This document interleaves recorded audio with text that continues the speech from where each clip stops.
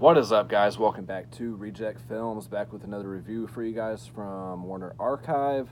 I was kind of slacking on this one. It's got this one in the mail a little while ago. This is a newer release from them, though. Watched this a few days ago, and it's a crazy little movie, made-for-TV film from 1973. It is Don't Be Afraid of the Dark.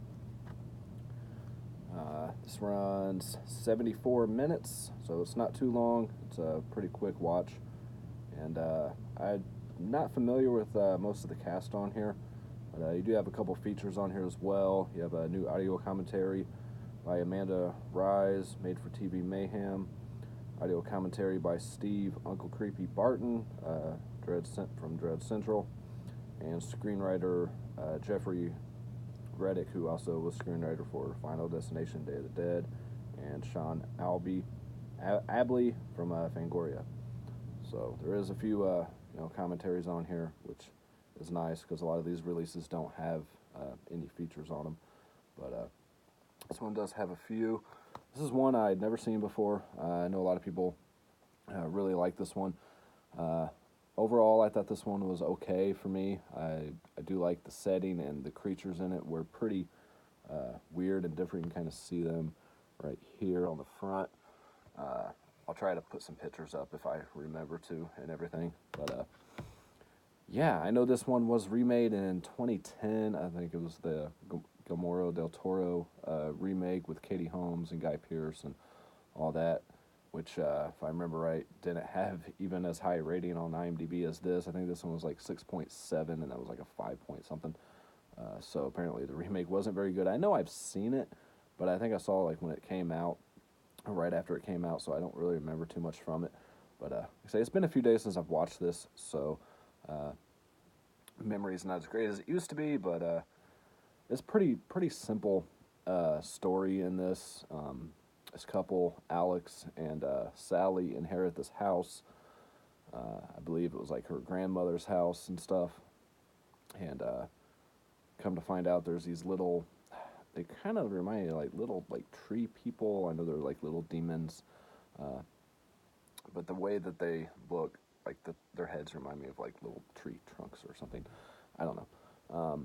I don't know exactly what they're called, but weird little guys that.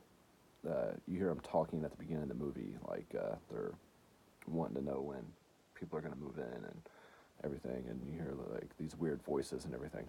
And so they move in, and she wants to know what's up with this fireplace in this den that's sealed off, bricked off and everything, and the part that you open up, the trap to clean it out, it's bolted shut and everything.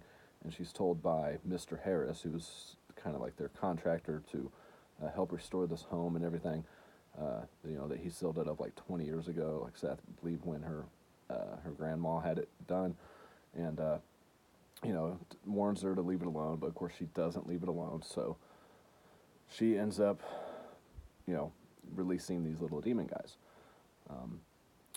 She starts to hear things and kind of see things. She's not really sure what she's seeing.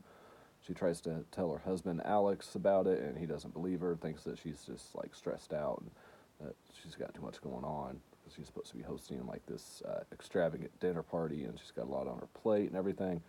And later on, he realizes that she's telling the truth and everything, But before that, he's, like, getting mad at the, Mr. Harris character that he's putting these thoughts in her head and thinks it's partly his fault too and everything, and so they kind of have like a falling out. But later on, like I say, he realizes that she was telling the truth, and Alex and Mr. Harris kind of team up, try to resolve the issue and everything.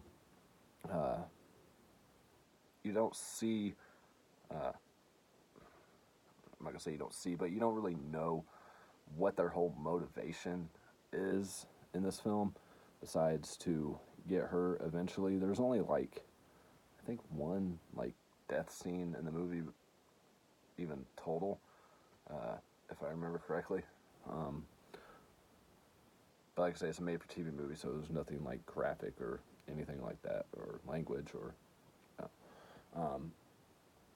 But I really liked like the atmosphere and everything, and I really liked the way that the little guys looked. They're just kind of creepy. Like, if I were to watch this movie as a kid, this movie would have scared the shit out of me. I wouldn't have been able to sleep that night or whatever. Um, yeah, it's definitely has a creepy vibe throughout the whole thing. I mean, it does actually hold up pretty well, besides from like, you know, the obviously 70s setting, clothing, and everything. But it's still, pretty creepy movie. Um, I think if a kid nowadays watched it, he or she would be, pretty creeped out by it as well. But anyway, I think that's pretty much like the basis of the story. Like I say, you don't really know why they're after the character of Sally. They're like holding off. They're like, we'll do it tomorrow. We'll do it then. Uh, the only way to get rid of these little guys is to have light. That's why it's, don't be afraid of the dark. So they only come out when it's really dark. But they're kind of clever little guys too. Like, they'll turn off the lights and stuff like that so they can come out. Like, they can't stand the light. Um, but and it kind of ends just kind of ending. It's really weird. Like, I don't know if the beginning is the end or what. I don't really want to give everything away because I feel like a lot of people probably haven't seen this movie. Um, Even though it is an older film, it's not one that's as popular as like a franchise, film or something like that. So I definitely don't want to give everything away. But this is going to be a pretty short review. Like I said, there's not a whole lot to this movie. She does have a friend in here too. I think her name was Joan, um, who believes her like right away. It's kind of weird, but she kind of wants her to stay with her and everything, and she gets to the point where she doesn't want to be by herself because her husband wants to go out of town or has to go out of town for work or whatever. Her husband's kind of mean early on. He's just like telling her that it's all in her head and everything, and just doesn't want to hear it. And um, you know, I don't know. I didn't really like the way that he acted towards her there towards the beginning of the film, but you know, um, once he realizes what's actually going on, it's kind of funny that now he's doing everything he can to save her. But I guess that's the way it'd be in real life. You hear somebody saying some extravagant things, and of course you're not gonna believe them, but um, I don't know. Anyway, so yeah, Don't Be Afraid of the Dark, 1973. Great transfer from Warner Archive as well. Audio-video quality was excellent. Like I say, with it being a TV film, it is in its original like 4:3 format, so it does not fill the screen, wide ways. Um, it does just kind of go in the middle of the screen like Bad Ronald was. But like I say, great transfer, some decent features. I do want to kind of check out some of these commentaries. I haven't had a chance to do that yet, but I do have some disc art on here as well. Just creepy little guys, man. I think there was like probably 3 or 4 of them that come out. It would have been nice to have like some kind of backstory to these guys or something, or to see what happens, at the end. Like, I don't think there was ever like a sequel to this or anything, but I don't know. It just left you wanting more. I mean, overall, I definitely say check it out. But if you have to have a movie where you have closure and you have to know everything that's going on, then this may not be for you.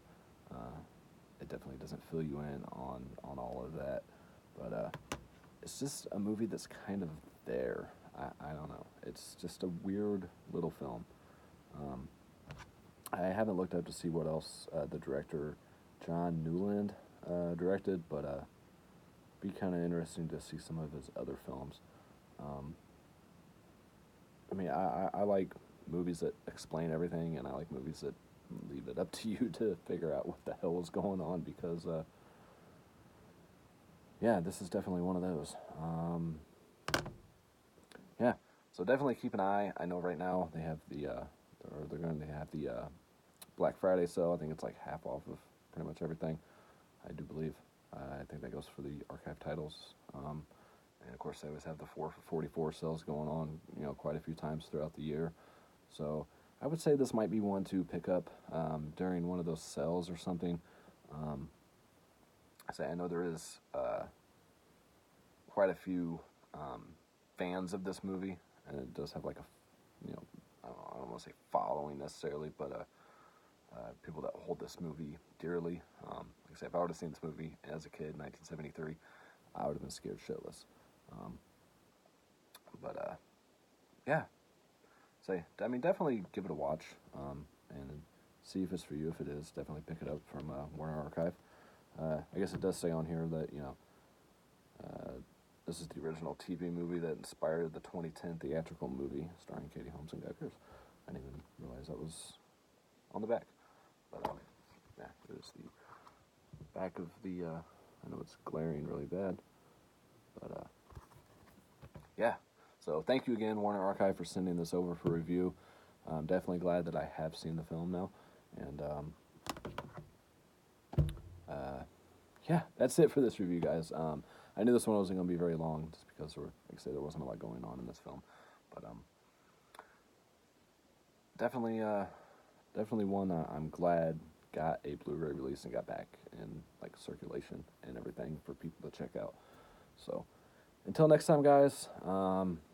Peace, love, happiness to everybody, and I'll see you on the next video.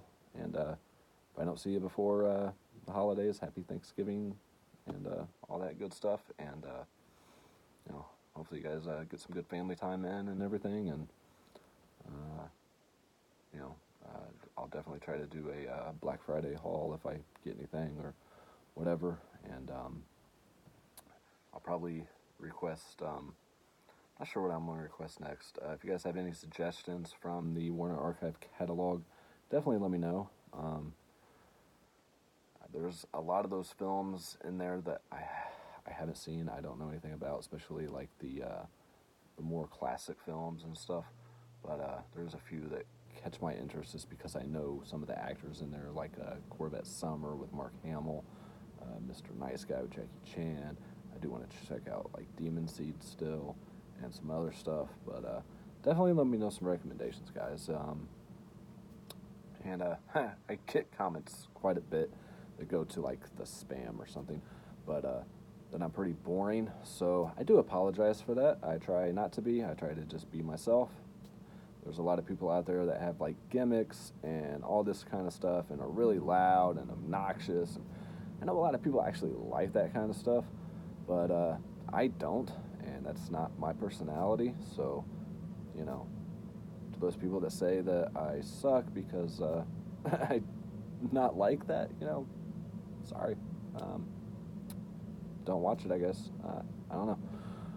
I love films, guys. I love movies just like you guys. If you're watching this, it's always been a passion to me and everything like that. So, and a lot of times, honestly, I'm just really tired because I work a lot. And, yeah, and I've been through a lot of crap over the last couple of years. So, But, anyway, yeah, thanks for watching, guys. And I'll see you on the next video. Take care.